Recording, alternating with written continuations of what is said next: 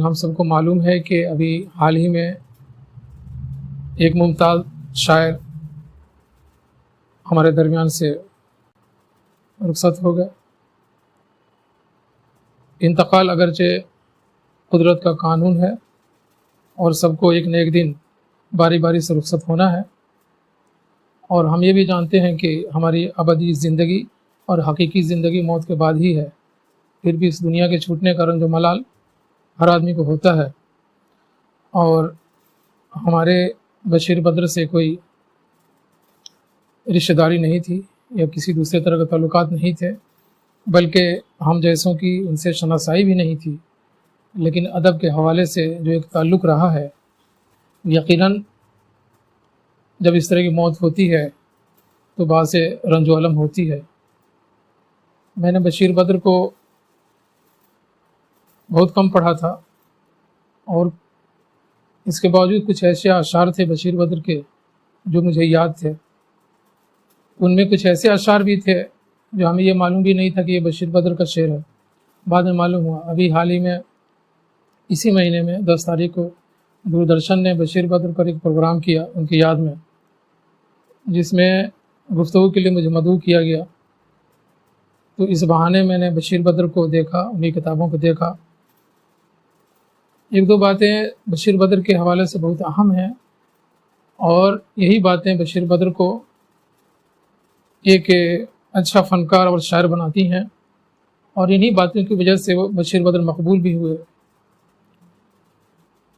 بشیر بدر جیسا کہ ابتدا میں ہر آدمی کے اندر روایتی شاعری دیکھنے کو ملتی ہے، بشیر بدر کے یہاں بھی اس طرح کی چیزیں تھیں۔ فراق گورکھپوری سے انہوں نے بہت استفادہ کیا، ان کی صحبتیں اٹھائیں۔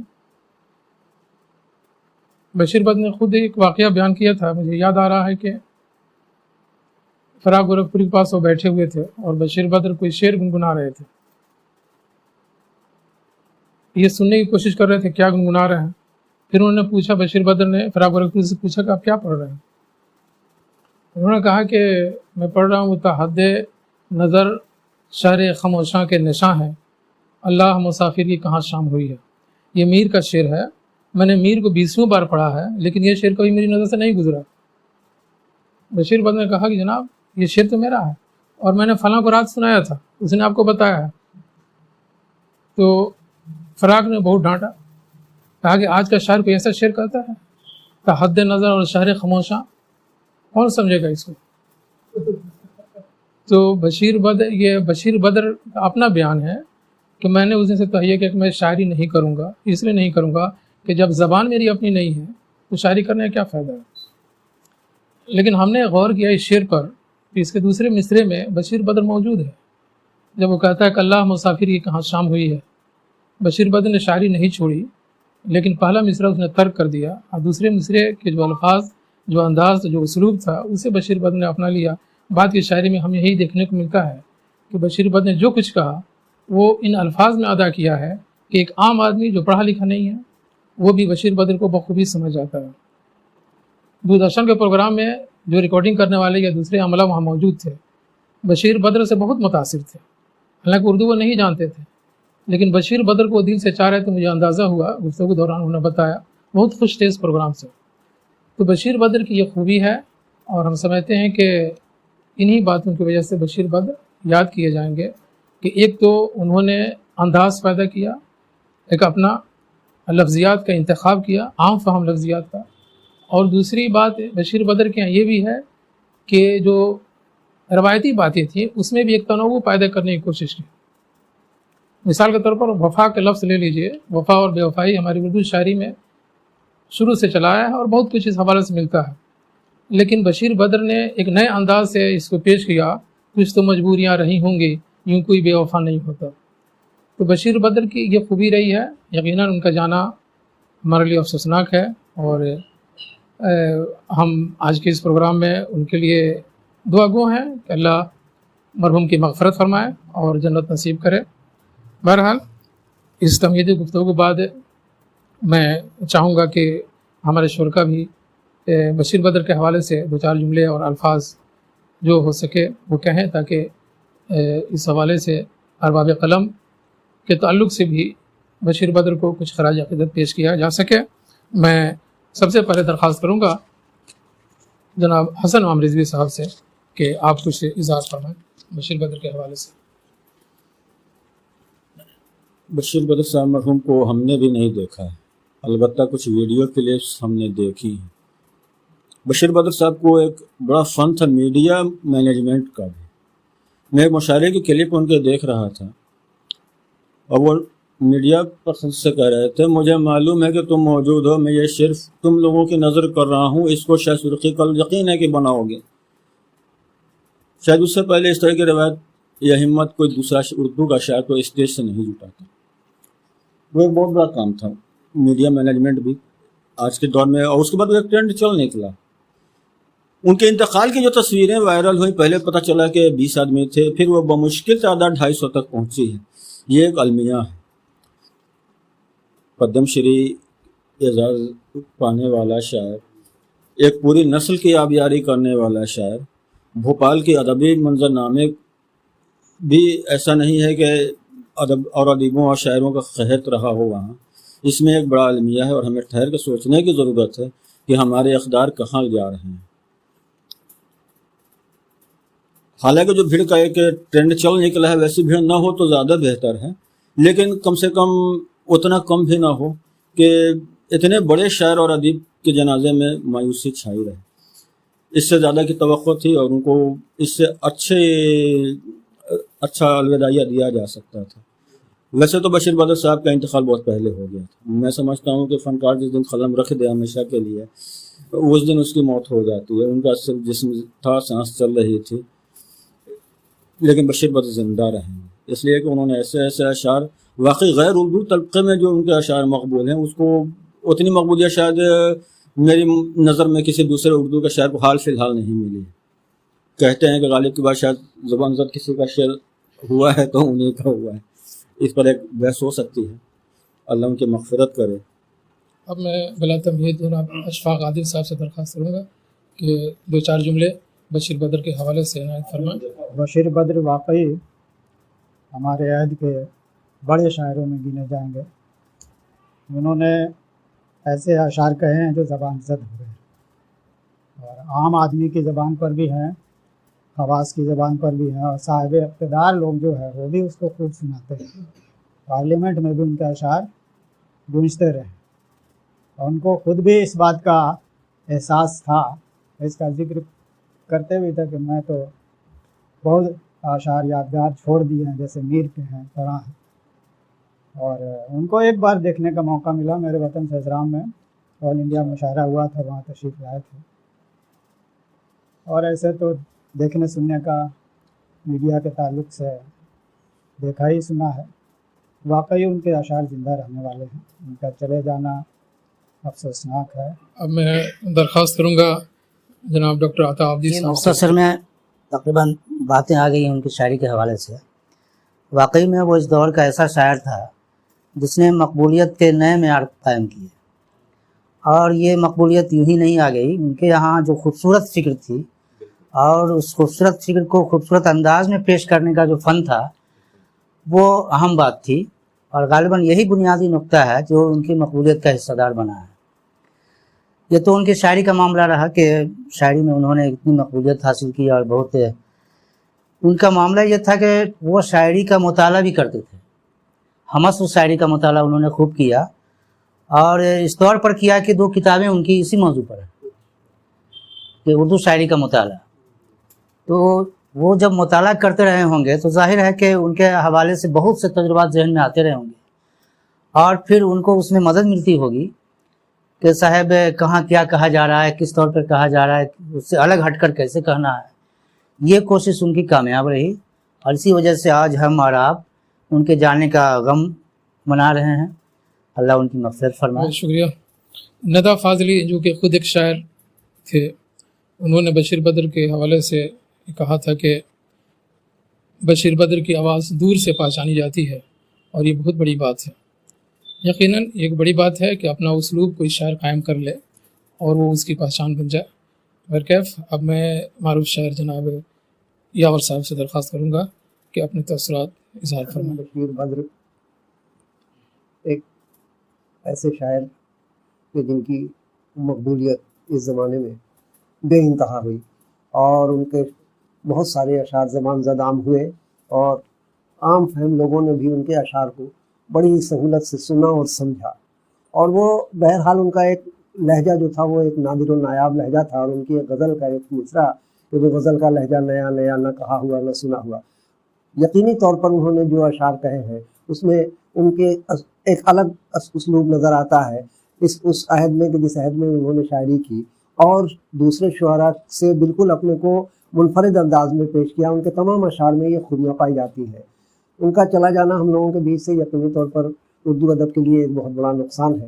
اور یہ کہ جس طرح سے ان کے جنازے میں جس کی بات ابھی کہی بھی حسن امام صاحب نے کہ لوگوں کی شرکت نہیں ہوئی، یہ بات اردو ادب اور اردو ادب کے چاہنے والوں اور اردو پڑھنے والوں کے لیے نہایت افسوس کا معاملہ ہے کہ ایک ایسے شاعر کہ جس کو نہ صرف اردو زبان والے بلکہ تمام زبان والوں نے سراہا اور جن کو اقتدار کی طرف سے بھی بہت سارے اعزاز دیے گئے، اس کے باوجود ان کی تدفین میں اتنے کم لوگوں کی شرکت، یہ ہم پورے قوم کے لیے پورے ملک کے لیے یہ بہت ہی شرم کی بات ہے. اللہ دعا گو ہیں ہم کہ اللہ ان کی مغفرت ظفر فرمائے. صدیقی صاحب سے درخواست کروں گا کہ ابھی اپنے چند الفاظ عنایت فرمائیں. جناب ظفر صدیقی صاحب. حضرات، آج ہم لوگ بشیر صاحب کے بچھڑ جانے کا غم منا رہے ہیں. وہ بہت بیمار تھے، اتنے بیمار تھے کہ 14-15 سال تک صرف وہ دیکھتے تھے، بولتے نہ تھے. حتیٰ کہ اگر بھوک لگی ہو تو وہ مانگتے بھی نہ تھے، سمجھا. اور کسی طرح وہ گھر کے لوگ اس کو کھلا پلا رہے تھے. 14-15 سال تک وہ بیمار رہے اور ایسے بیمار کہ ایسا لگتا تھا کہ ابھی بعد میں تو شاید لوگ بھول گئے تھے کہ بشیر بدر کا انتقال ہو گیا ہے، لیکن وہ ہوا نہ تھا. لیکن جب انتقال ہوا تو بہت افسوس ہوا. اور وہ ایسے شاعر تھے کہ انہوں نے اردو غزل کو ایک نیا لہجہ دیا، جس میں انہوں نے وہ ان کی بڑی مشہور غزل ہے، سب جتنے بھی شعراء ہیں وہ معشوق کو نظر میں رکھ کے شعر کہتے ہیں. انہوں نے بیوی کو نظر میں رکھ کے شعر کہا. اس نے یہ کہا کہ بیوی کو انہوں نے سچی کتاب کہا کہ یوں ہی بے سبب نہ پھرا کرو، کوئی شام گھر بھی رہا کرو. وہ غزل کی سچی کتاب ہے، اسے چپ کے پڑھا کرو.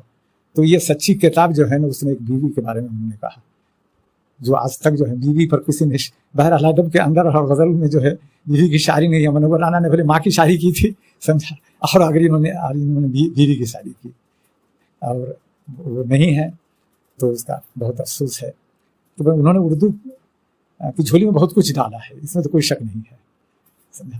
کل بھی نوسا میں ایک تعزیت منائی گئی تھی.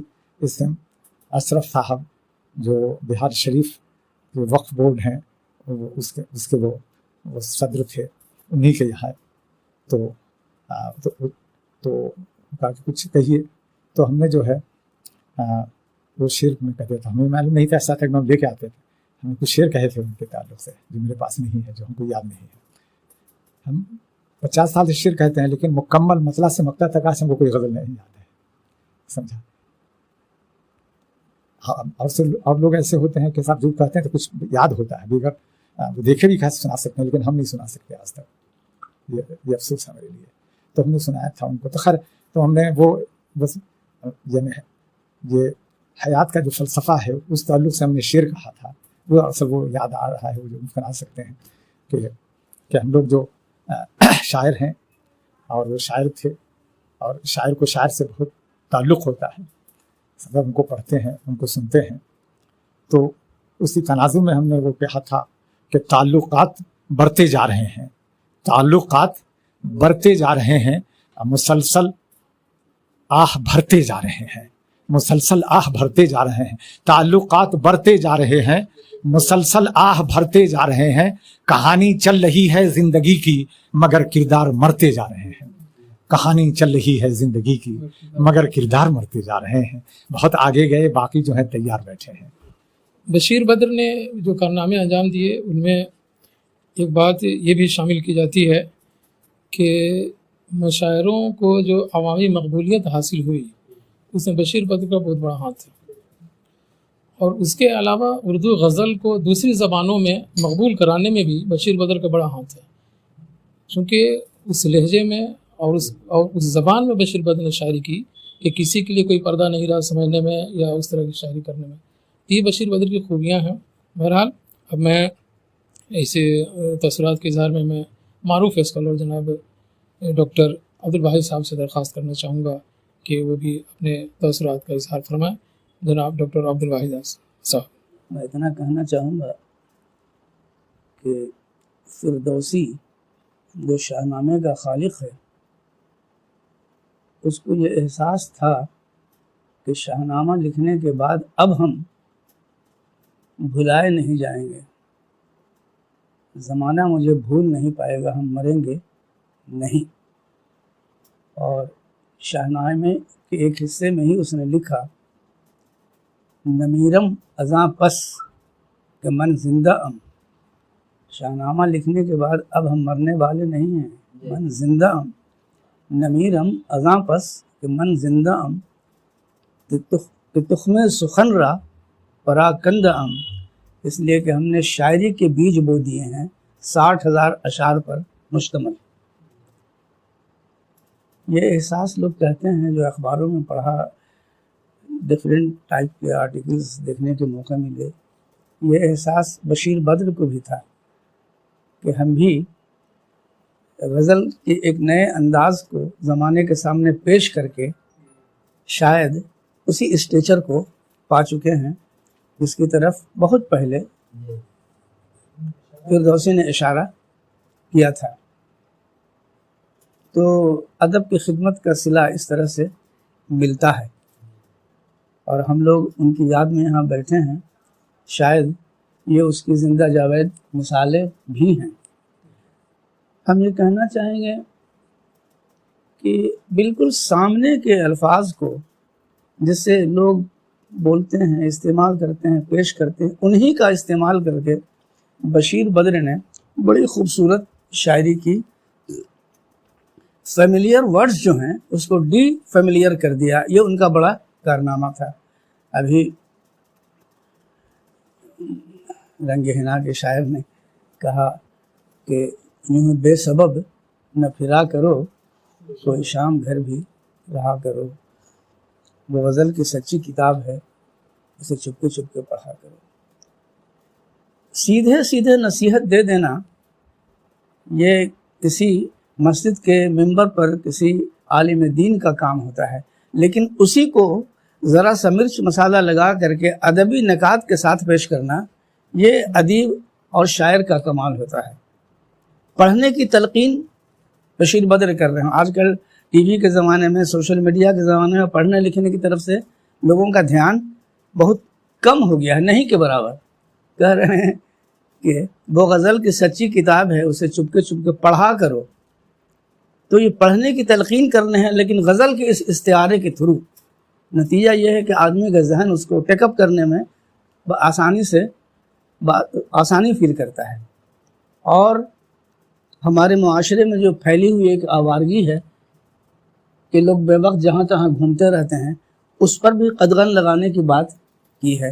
यूँ ही बेसबब न फिरा करो, कोई शाम घर भी रहा करो। खाली होटलों में आवारगी करना, पार्कों में, कुछ घर के भी हमारे हुकूक हैं, उनको दिया करो।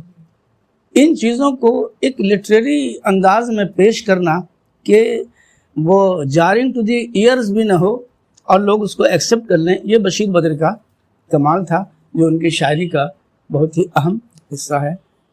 मैं समझता हूँ कि बशीर बद्र ज़िंदा रहेंगे, हमारी यादों में बसे रहेंगे। अल्लाह उनकी मग़फ़िरत फरमाए। इसी के साथ Thanks for watching. Don't forget to like, comment, share and subscribe to our channel and press the bell icon for latest updates.